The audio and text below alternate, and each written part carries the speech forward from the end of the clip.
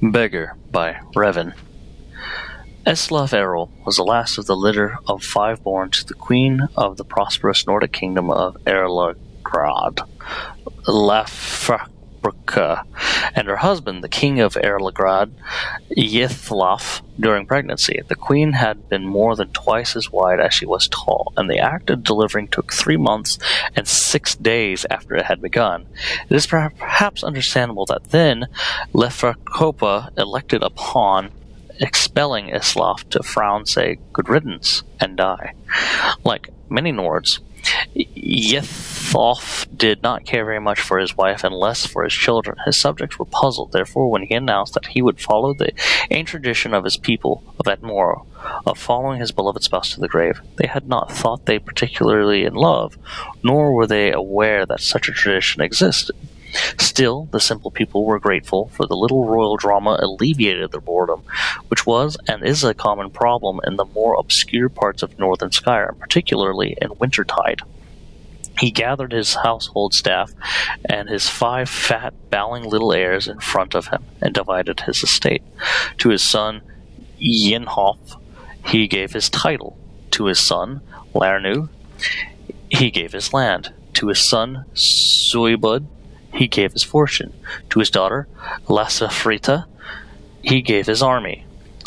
Yithvod's advisors had suggested he keep the inheritance together for the good of the kingdom, but Yithvod did not particularly care for his advisors or the kingdom for that matter. Upon making his announcement, he drew his dagger across his throat. One of the nurses, who was rather shy, finally decided to speak as the king's life ebbed away. "Your Highness, you forgot your 5th child, little Islaf." Good Etholf groaned. "It is somewhat hard to concentrate with blood gushing from one's throat, after all." The king tried in vain to think of something to bequeath, but there was nothing left. Finally he sputtered irritably, "Islaf shall have taken something then, and died." That a babe but a few days old was expected to demand his rightful inheritance was arguably unfair, but so Eslaf Errol was given his birthright with his father's dying breath. He would have nothing but what he had taken, since no one else would have him.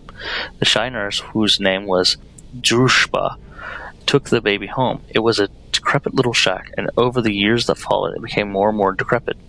Unable to find work, Drushba sold out all of her furnishings to buy what little food she could for Islaf. By the time he was old enough to walk and talk, she had sold the walls and the roof as well, so they had nothing but a floor to call home. And if you have ever been to Skyrim, you can appreciate that it is scarcely sufficient.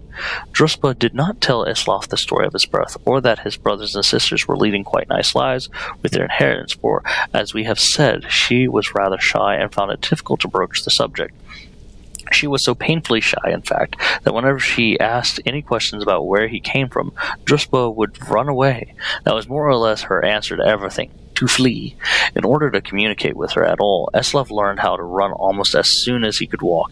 He couldn't keep up with his adopted mother at first, but in time he learned to go toe to heel, if he anticipated a short but fast sprint, and heel toe, if he seemed Druspa was headed for a long-distance marathon flight. He never did get all the answers he needed from her, but Islaf did learn how to run. The kingdom of Erelgrad had, in the years that Eslaf was grown, become quite a grim place. King Yenhof did not have a treasury for Suibud, had been given that. He did not have any property for income, for Larnu had been given that.